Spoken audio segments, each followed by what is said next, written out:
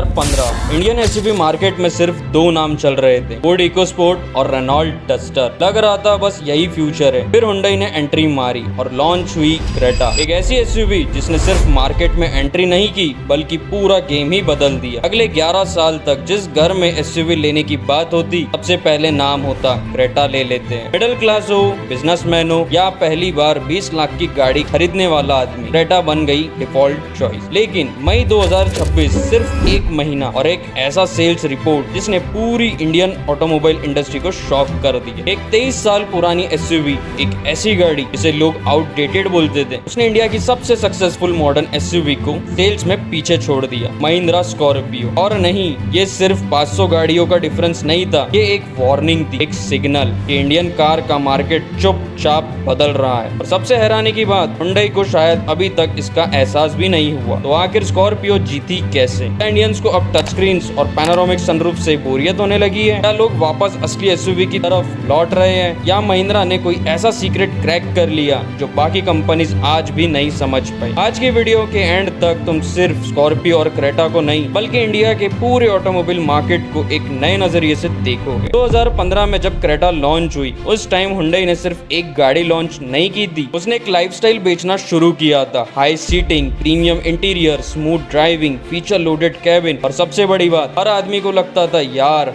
Creta लेने के बाद लाइफ अपग्रेड हो गई। और हुंडई को भी पता चल गया, उसके हाथ सोना लग गया। हर जनरेशन हिट, हर फेसलिफ्ट हिट, हर अपडेट हिट। धीरे धीरे क्रेटा हुंडई की सबसे बड़ी स्ट्रेंथ बन गई। लेकिन यही स्ट्रेंथ एक दिन उसके सबसे बड़ी वीकनेस बनने वाली थी और हुंडई को इसका अंदाजा भी नहीं था। अब जरा दूसरी तरफ देखो, महिंद्रा एक कंपनी जिसे लोग गांव की कंपनी बोलते थे, जिसकी एसयूवीज को रफ, हैवी और आउटडेटेड कहा जाता था। लेकिन महिंद्रा ने एक काम किया इस पर उस वक्त किसी का ध्यान ही नहीं गया और वही डिसीजन आज उसकी सबसे बड़ी जीत की वजह बना। और उस डिसीजन का नाम था स्कॉर्पियो क्लासिक। जब दुनिया पुराने मॉडल्स को रिटायर कर रही थी, महिंद्रा ने अपनी सबसे पुरानी एसयूवी को मरने ही नहीं दिया। उसने एक ही नाम के अंदर दो अलग दुनिया बना दी और वही से गेम पलटना शुरू हुआ। स्कॉर्पियो की जीत की असली कहानी इंजन से शुरू नहीं होती, वो शुरू होती है एक बिजनेस डिसीजन से। जब दुनिया पुरानी गाड़ियों को रिटायर कर रही थी, महिंद्रा ने उल्टा काम किया। उसने पुरानी स्कॉर्पियो को खत्म ही नहीं किया, उसने उसका नाम रखा स्कॉर्पियो क्लासिक। पहली नजर में ये डिसीजन अजीब लगता है। लोगों ने बोला एक ही नाम की दो गाड़ियां कौन खरीदेगा, लेकिन महिंद्रा बायर्स को नहीं, उनकी साइकोलॉजी को समझ चुकी थी। एक कस्टमर चाहता था premium interior, big touch screen, modern feel, उसके लिए स्कॉर्पियो एन थी। दूसरा कस्टमर चाहता था मजबूत बॉडी, सिंपल मैकेनिक, कम मेंटेनेंस और वही पुराना दबदबा, भौकाल, उसके लिए स्कॉर्पियो क्लासिक थी। एक नाम, दो अलग कस्टमर। और यही गेम हुंडई मिस कर गई। क्रेटा बहुत सक्सेसफुल बनी, लेकिन धीरे धीरे हुंडई ने अपनी पूरी उम्मीद सिर्फ क्रेटा पर लगा दी। सोचो, अगर कल क्रेटा की सेल्स गिरती है तो सिर्फ एक गाड़ी नहीं, पूरी कंपनी का बैलेंस हिल जाता है। और एग्जैक्टली वही होने लगा। दूसरी तरफ महिंद्रा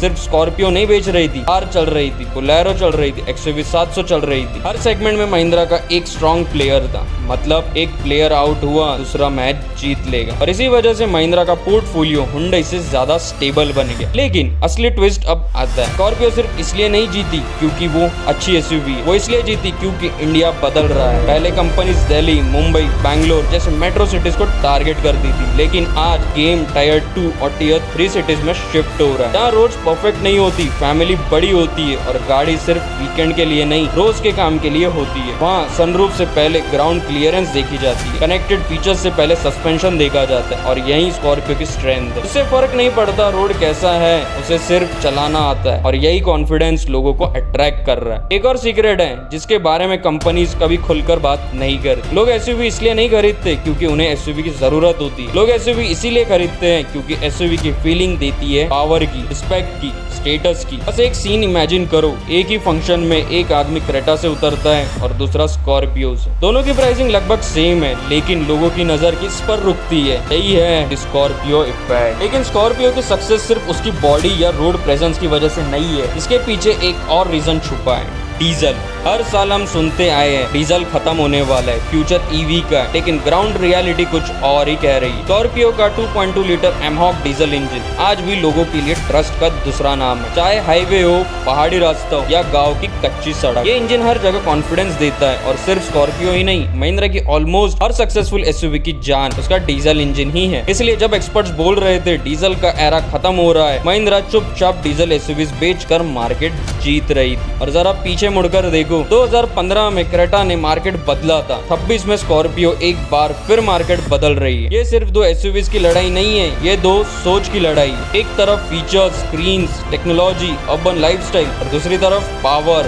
रोड प्रेजेंस और ट्रस्ट और असली एसयूवी वाली फीलिंग। और हैरानी की बात, इंडिया फिर से दूसरी वाली डायरेक्शन में जाता हुआ दिख रहा है। लेकिन एक महीने की सेल्स देखकर ये बोलना गलत होगा क्रेटा खत्म हो गई। बिल्कुल नहीं, क्रेटा आज भी इंडिया की सबसे सक्सेसफुल एसयूवीज में से एक है। लेकिन स्कॉर्पियो ने एक मैसेज जरूर दिया है, अगर कंपनी सिर्फ फीचर्स बेचेंगी और कस्टमर्स की साइकोलॉजी नहीं समझेगी तो मार्केट कभी भी पलट सकता है। महिंद्रा ने गाड़ी नहीं बेची, उसने फीलिंग्स बेची और शायद इसी वजह से आज स्कॉर्पियो सिर्फ एक एसयूवी नहीं, एक आइडेंटिटी बन चुकी है। तो अब सवाल तुमसे, अगर आज हमारे पास 20 लाख का बजट हो तो तुम हुंडई क्रेटा लोगे या महिंद्रा स्कॉर्पियो? और सबसे इम्पोर्टेंट क्यों? कमेंट्स में अपने रीजन जरूर लिखना। अगर वीडियो पसंद आई हो तो लाइक जरूर करना और अगर तुम भी इंडियन ऑटोमोबाइल की ऐसे हिडन स्टोरीज देखना चाहते हो तो मोटर तक को सब्सक्राइब करना मत भूलना।